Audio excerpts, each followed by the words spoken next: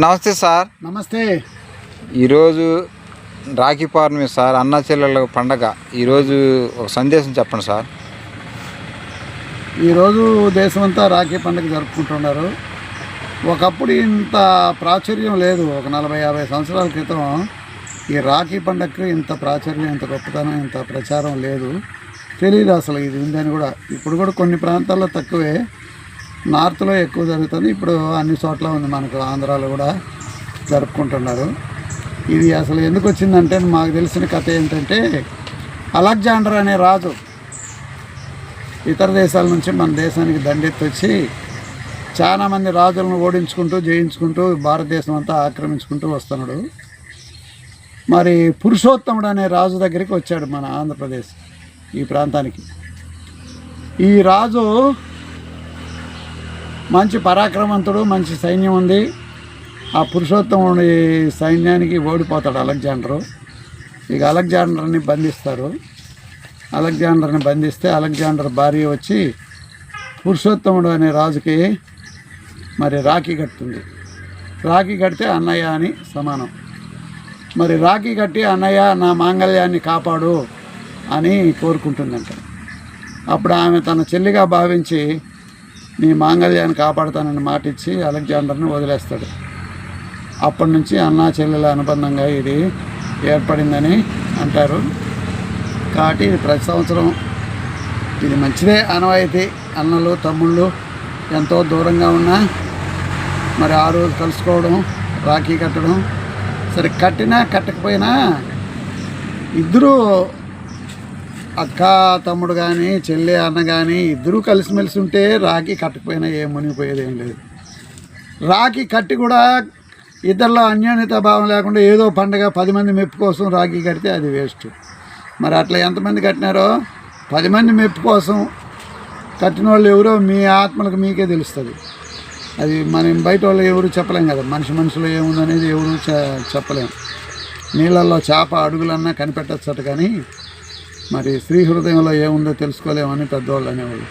కాబట్టి మంచి మనసుతో మా అన్న మా తమ్ముడు మేము అన్యోన్యంగా ఉండాలి, మరి నాకు అండదండలుగా ఉండాలి మా అన్నల తమ్ముళ్ళు అని పవిత్ర భావంతో రాఖీ కట్టిన వాళ్ళు వెల్ అండ్ గుడ్, మంచిదే.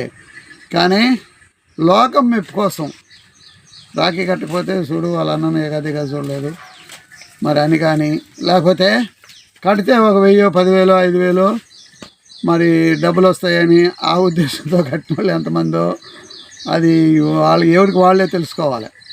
కాబట్టి మంచి మనసుతో రాఖీ కట్టడం. సరే వాళ్ళ దగ్గర ఏదైనా ఉంటే స్వీట్లు తినిపించుకుంటారు, సంతోషం, మంచిదే. ఈ డబ్బులు ఇచ్చుకునే పుచ్చుకునే ఆనవాయితీ అనేది నాకైతే నచ్చలేదు. ఎందుకంటే ఇప్పుడు నువ్వు తమ్ముడికో అన్నకో తెచ్చి కడతావు, ఆయన దగ్గర రూపాయి ఉండదు, ఏం చేస్తాడు పాపం. కాబట్టి ఆ ఆనవాయితీ వద్దు. ఉంటే అన్నకు చెల్లుకు పెట్టుకునే సంబంధాలు మరి చుట్టరికాలు ఉంటే పెడుతూనే ఉంటారు, చూస్తూనే ఉంటారు. ఆ రాఖీ కట్టినప్పుడే పెట్టాలా అనేది అది అంత ఆనవాయితీగా ఉండడం అప్పుడు అందరికీ ఉండవు కదా. పేదవాళ్ళు ఎంతోమంది ఉండరు. మా చెల్లికి రాఖీ కడితే నేను 10 రూపాయలు వేయలేకపోయినానే అని బాధపడేవాళ్ళు ఉండరు. మరి నేను మా అన్నకు రాఖీ కడితే నాకు కనీసం 100 వేయలేదు మా అన్న అని బాధపడే తోడబుట్లు ఉండరు. మరి ఆ విధానం ఎక్కడో ఒక చోట బాధపడేవాళ్ళు ఉండరు. అందరూ అని కాదు, కనీసం 10% అయినా 100 మంది రాఖీ కడితే 10 మంది అయినా డబ్బులు ఇవ్వలేని వాళ్ళు ఉండరు. 100లో 10 మంది డబ్బుల కోసమే రాఖీ కట్టేవాళ్ళు ఉండరు. ప్రేమానాలు రాగాలు లేకపోయినా డబ్బుల కోసమే రాఖీ కట్టేవాళ్ళు ఉండరు. కాబట్టి ఈ మంచి సాంప్రదాయంలో, ఈ సత్సాంప్రదాయంలో మంచి పండుగ ఇది. ఈ వాతావరణంలో డబ్బులు కాసిపడే అక్కలు చెల్లెళ్ళు రాఖీలు కట్టకూడదు. మరి కట్టినారని వాళ్ళని చులకనగా చూడకూడదు. ముఖ్యంగా వదినలో ఆడబిడ్డలు ఉంటారు. మరి వాళ్ళు అన్నకు పోయి రాఖీ కడితే వదినికి పట్టపట్లాడుతూ ఉంటుంది, చుట్టుపట్లాడుతూ ఉంటుంది.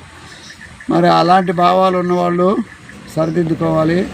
మరి ఎవరికుండాయో అట్లా భావాలంటే ఎవరికుండాయో బీకే తెలవాలి, మాకేం తెలుస్తుంది. లోకంలో ఉండాలనేది మాత్రం వాస్తవం. వదిన ఆడబిడ్డకు పడదు, కానీ రాఖీ కట్టను పోయి వస్తుంది. చుట్టుపట్లాడుకుంటూ పోయి కట్టి అన్నం తినకుండా నీళ్ళు తాగకుండా పుట్టింట్లో వచ్చేస్తుంటారు కొంతమంది. అది చాలా మెడబిరుస్తనంగా, అది సత్సాంప్రదాయానికి దారి తీయదు. కాబట్టి వదిన ఆడబిడ్డలతో మంచిగా కలిసిమెలిసి ఉండేది ప్రతి ఆడది నేర్చుకోవాలి, ప్రతి స్త్రీ నేర్చుకోవాలి. ఈ పండగ ద్వారా నేర్చుకోవాల్సింది అవన్నీ నేర్చుకోకుండా ఏదో రాఖీ కట్నం అనేది ఏదో ఇదేం కాదు.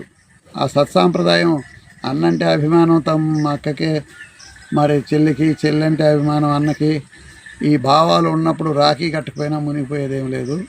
వాళ్ళ సత్సాంప్రదాయం, వాళ్ళ వాత్సల్యం, ప్రేమ, అనురాగం, ఆత్మీయత, అనుబంధం అనేది వాళ్ళలో ఎప్పుడూ ఉంటుంది. రాఖీ కట్టినా కట్టకపోయినా ఉంటుంది. మరి అది హెల్త్గా చూసే వాళ్ళకే రాఖీ కట్టలేదనో, కడితే నాకేమి ఇవ్వలేదనో ఆ హెల్తీ భావాలు వ్యక్తం చేస్తూ ఉంటారు. అలాంటివి దయచేసి వ్యక్తం చేయొద్దండి. రాఖీ కట్టినా కట్టకపోయినా మీ చెల్లెలు, మీ అక్కలే. మరి కట్టినప్పుడు రూపాయి మీకు ఇవ్వలేకపోయినా మీ అన్న, మీ తమ్ముళ్ళే. ఆ భావంతో అన్యోన్యంగా ఉండాలి ప్రతి స్త్రీ అని కోరుకుంటూ, ఇది రాఖీ పండుగ గురించి నాకు తెలిసిన విషయం.